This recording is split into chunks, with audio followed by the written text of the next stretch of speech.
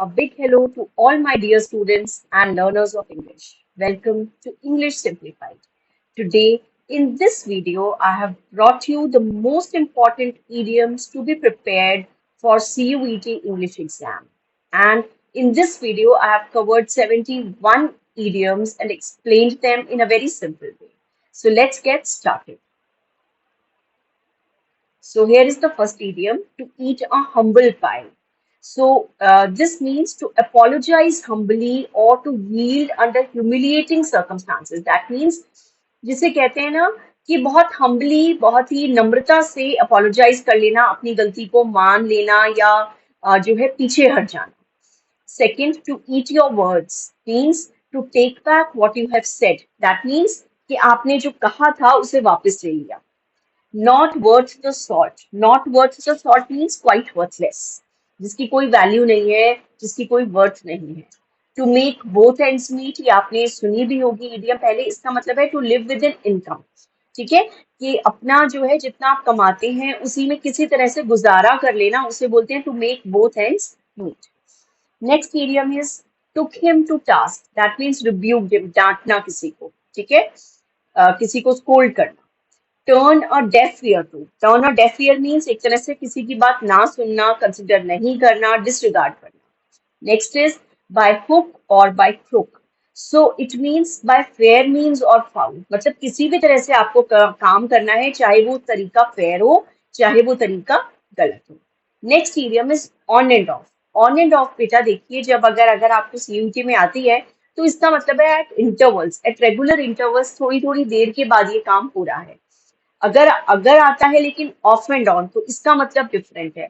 इसका मतलब है ओकेजनली, कभी कभार कोई चीज हो रही है, ओकेजनली हो रही है. ठीक है. नेक्स्ट इडियम हमारी आती है have it at fingers ends. Have it at fingers ends जिसे बोलते हैं ना हिंदी में कि उंगलियों पर आना, टिप्स पर होना कोई चीज. तो इसका मतलब कोई चीज आप थॉरली जानते हैं. Fallen flat. फॉलन फ्लैट का मतलब है to meet with a cold reception. That means कोई चीज जिसे आप सोच रहे थे कि बहुत अच्छे से जो है आपका आइडिया एक्सेप्टेड होगा, बट वो एक्सेप्ट नहीं होता, उसे कोल्ड रिसेप्शन मिलता है, मतलब लोग उसे ज्यादा लाइक नहीं करते हैं. तो that is fallen flat. Next is turn over a new leaf.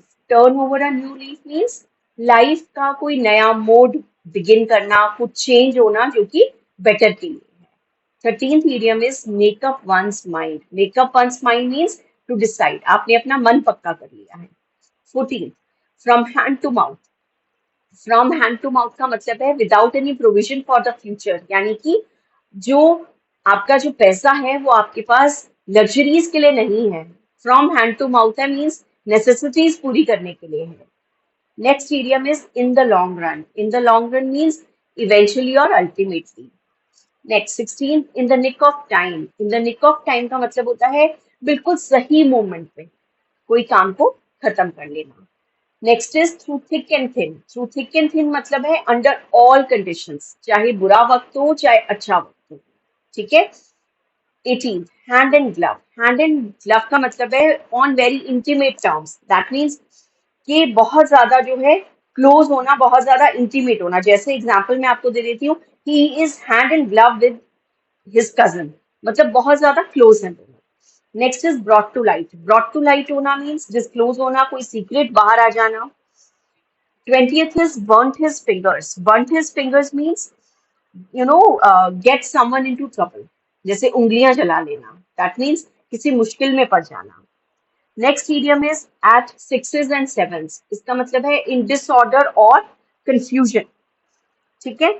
फिर उसके बाद नेक्स्ट इडियम है बेटा out of date. Out of date आपने बहुत कॉमनली सुनी हुई होगी. कोई चीज आउट ऑफ डेट है मीन्स ऑब्सोलीट हो गई है, यानी कि अब वो चीज नहीं चलती है, मॉडर्न नहीं है. इसी का ऑपोजिट जो इडियम है हमारा वो है up to date. Up to date means modern या रिसेंट, बिल्कुल मॉडर्न है, बिल्कुल रिसेंट है. Next is into hot water. Into hot water का मतलब है इनटू ट्रबल. जैसे I am told he has got into hot water. That means मुझे पता लगा है कि वो हॉट वाटर में है, मीन्स मुश्किल में है. Hit the nail on the head. It means said or done exactly the right thing. बिल्कुल जिसे कहते हैं ना सही जगह पे चोट पहुंचाना. That means बिल्कुल सही चीज करना, सही वक्त पर करना. Next is in high spirits. In high spirits का मतलब होता है वेरी चीयरफुल, हैप्पी, जॉयफुल, खुश होना। इसी की ऑपोजिट इडियम है हमारी out of spirits. Out of spirits का मतलब है हमारा ग्लूमी या सैड, उदास होना। 28 spread like wild fire. Spread like wild fire means, इसका मतलब है स्प्रेड रैपिडली। जैसे कोई भी न्यूज जो है वो स्प्रेड करती है लाइक वाइल्ड फायर, बहुत रैपिडली इधर उधर फैल जाती है। नेक्स्ट इडियम है हमारी took to heart. Took to heart means was deeply affected by, मतलब बहुत ज्यादा जो है प्रभावित हो जाना किसी चीज से, उसे बोलते हैं जैसे दिल पे ले लेना बात को, अगर आप हिंदी में बोले तो, right. Next is in good books. In good books होना मीन्स अच्छे फेवर में होना, अच्छा इंप्रेशन होना, अच्छे टर्म्स में होना। Next is behind the scenes. Behind the scenes means in the secret, ठीक है, जो छुपा हुआ है, समथिंग विच इज हिडन, जो सामने नहीं है, बिहाइंड है, पीछे है। Next is put one's foot down. Put one's foot down का जो हमारा मतलब है, ये है टू रिमेन फर्म, है ना, रिफ्यूज टू यील्ड। आप फॉर्मली अपने स्टैंड पर जो है वो खड़े हुए हैं, ठीक है। रिफ्यूज टू, आप मना करें कि भाई मैं ये काम नहीं करूंगा यहाँ पे, ठीक है। जैसे मैं आपको एक एग्जांपल दे देती हूँ उसका। I begged him to reconsider his decision but he put his foot down. मतलब उसने अपने स्टैंड पर वो फर्म रहा, उसने बोला कि नहीं, मैं जो है अपना डिसीजन रिकंसिडर नहीं करूंगा। Next is tooth and nail. Tooth and nail means with all our power, अपनी पूरी ताकत से, अपनी पूरी हिम्मत से, दैट। इसका एग्जाम्पल हो जाएगा we shall find truth and nail for our rights, ठीक है। Next is took to heels. Took to heels का मतलब है रन ऑफ, भागना, ठीक है। हील क्या होती है, एड़ी होती है ना। तो वो अपनी जैसे एड़ियों पे चल के भाग गया। Next is within a stone's throw. Within a stone's throw means at a short distance, कि कोई जो है वो इतना पास है कि एक पत्थर भी फेंको तो आप वहां पहुंच जाओ, that means at a short distance. Next is in the dark. In the dark means in ignorance, मतलब जो है किसी को किसी से कोई चीज छुपा के रखना, उसे बताना नहीं, कि वो इग्नोरेंट रहे, ठीक है। नेक्स्ट हमारी इडियम है बेटा true to their salt. True to their salt का मतलब है फेथफुल टू एम्प्लॉयर। जहां आप सर्विस करते हैं, जॉब करते हैं, वहां आप अपने एम्प्लॉयर के लिए अगर फेथफुल हैं तो, जैसे example the 6 soldiers were true to their salt, ठीक है। नेक्स्ट है हमारी idiom give ear to. Give ear to का मतलब है लिसन टू, किसी की बात को ध्यान से सुनना। Next is in the air. In the air का मतलब है prevalent. For example a spirit of unrest is in the air, मतलब ये चीज हर जगह जो है फैली हुई है, प्रेवलेंट है। Next is bad blood. You must have heard this idiom in Taylor Swift songs, right? So what does it mean? It means ill feeling or bitterness. जैसे the controversy is likely to create bad blood between the two communities. Next is in black and white. In black and white का मतलब होता है in writing. ठीक है? For example, let us have our terms in black and white.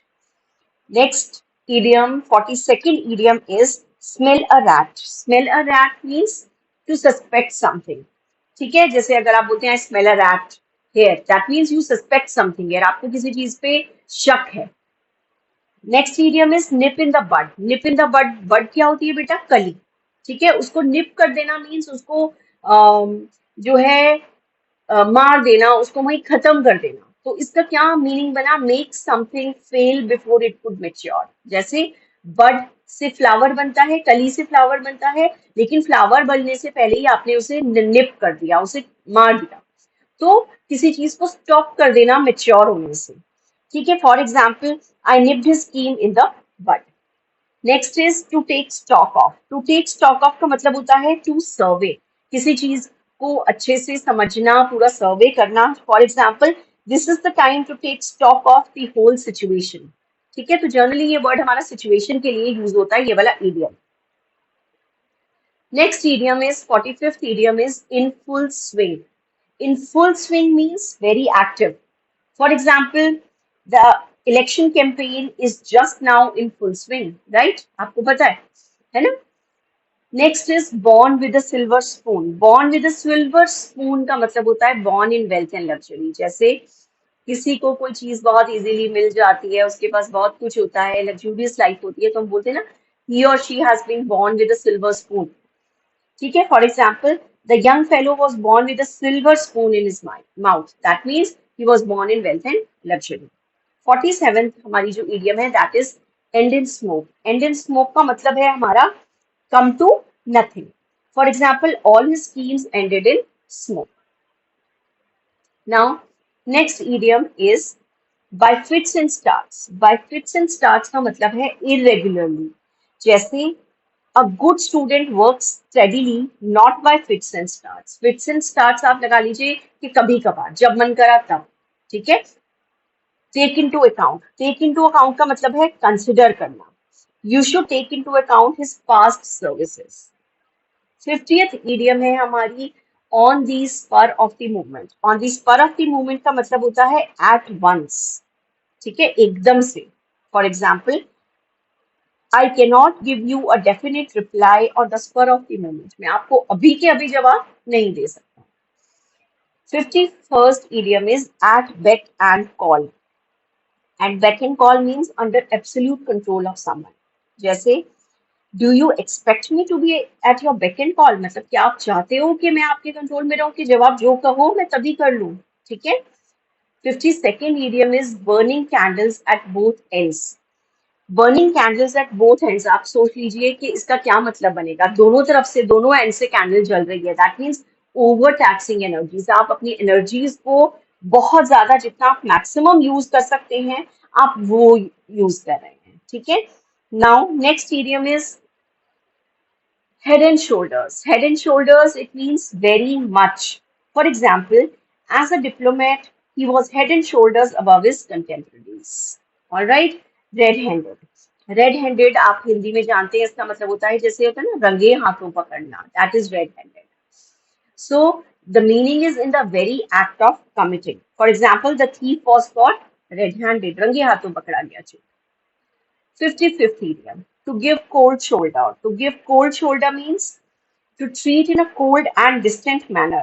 That means आप किसी को बहुत ही अनफ्रेंडली मैनर में, बहुत ही डिस्टेंट मैनर में उससे डिस्टेंस बनाते हुए उसे ट्रीट कर रहे हैं, तो वहां पे इडियम हो जाती है to give cold shoulder. For example, even his old friend Smith, who had been indebted to him for many favors in the past, gave him the cold shoulder. That means बहुत उसने उससे खराब behave करा, unfriendly behaviour करा. Now 56th idiom. 56th idiom is to keep head above water. It means to keep out of debt. Debt क्या होती है बेटा? Debt होती है डेट होती है कर्जा. ठीक है, आपने उधार लिया हुआ है, कर्जा लिया हुआ है किसी से, वो. तो to keep head above water का मतलब है to keep out of debt. For example, with a small income and a large family to maintain, he finds it rather difficult to keep his head above water. ठीक है, समझ आ रहा है? अगर कहीं पे भी कुछ अगर आपको प्रॉब्लम लगती है बेटा, तो आप कमेंट सेक्शन में डालकर मुझसे पूछ सकते हैं, मुझसे समझ सकते हैं. But please do watch the video and do go through all these idioms because they are very important from your CUET exam point of view. All right, you have your exam very soon on 15th, so please prepare well. 57th idiom. 57th idiom is at arm's length. At arm's length means at a distance. मतलब एक हाथ की दूरी पर रखना, distance में रखना. Next idiom है हमारी bag and baggage. Bag and baggage means with all the belongings, पूरे सामान के साथ. ठीक है. For example, you shall go bag and baggage. That means पूरा ही सामान लेके जाओ, कुछ नहीं छोड़ना. नेक्स्ट इडियम आती है हमारी a bone of contention. A bone of contention का मतलब है अ सब्जेक्ट ऑफ डिस्प्यूट, यानी कि कोई ऐसा पॉइंट जिसके ऊपर कोई डिस्प्यूट हो रहा है, कोई फाइट हो रहा है, कोई झगड़ा हो रहा है, जहाँ पे दो लोग एग्री नहीं कर रहे हैं, तो वो वाला जो पॉइंट होता है वो हमारा बोन ऑफ कंटेंशन होता है. ठीक है. For example, that territory is a bone of contention between the two countries. ठीक है, जैसे आप कश्मीर ले लीजिए, it is a bone of contention between two countries. Now next, cut him short. Cut someone short means to interrupt someone. किसी को बीच में ही रोक देना. अगर कोई बोल रहा है, आप उसको बीच में इंटरप्ट कर देते हैं, यानी कि आप उसको स्टॉप कर रहे हैं, बीच में उसकी बात को काट रहे हैं. ठीक है. Next idiom is a dead letter. A dead letter means something which is no longer in force, यानी कि कोई ऐसा आदेश जो अब लागू नहीं है। For example that act is a dead letter, यानी कि अब वो एक्ट जो है, जो हमारा जो भी जजमेंट है वो अब फोर्स में नहीं है। 62nd idiom is draw the line. Draw the line means fix the limit. आप इससे कंफ्यूज मत होइएगा कि पेपर पे लाइन ड्रॉ करनी है। No, it means fix the limit. आपने एक लिमिट तय कर दी है कि भाई इससे इससे आगे या इससे इसको मैं नहीं तोड़ूंगी, इसको नहीं लाऊंगी। For example, we must draw the line somewhere. The cost of the new building should not exceed 2 lakhs. मतलब आपने तय कर दिया कि इस बिल्डिंग की कीमत जो है 2 लाख होगी, इससे ज्यादा मैं लिमिट लाइन अपनी ड्रॉ कर देती हूँ, मैं यहाँ पे लिमिट फिक्स कर रही हूँ। ठीक है। 63rd is see eye to eye. See eye to eye means to be in complete agreement. ठीक है, पूरी तरह से अग्री करना किसी टर्म्स को लेकर, that means you see eye to eye with that person. 64. To let the grass grow under feet. To let the grass grow under feet का मतलब है to remain idle या to procrastinate. Idle रहना या procrastinate. Procrastinate करना means बेटा किसी भी काम को टालना। ठीक है, कि आप बाद में कर लेंगे, आप कल कर लेंगे, आप परसों कर लेंगे। ठीक है, तो उसके लिए इडियम यूज होता है to let the grass grow under feet. नाउ 65th idiom is a great hand at. A great hand at means expert at. किसी चीज में एक्सपर्ट होना। For example, he is a great hand at organising public meetings. तो यानी कि वो public meetings organise करने में एक्सपर्ट है। Now, next idiom is to leave someone in lurch. To leave someone in lurch का मतलब होता है to desert someone in difficulties. Desert कर देना means किसी का साथ छोड़ देना। मुसीबत में किसी को अकेले छोड़ देना, उसके लिए idiom होती है to leave someone in lurch. For example, it never occurred to me that you would leave me in the lurch.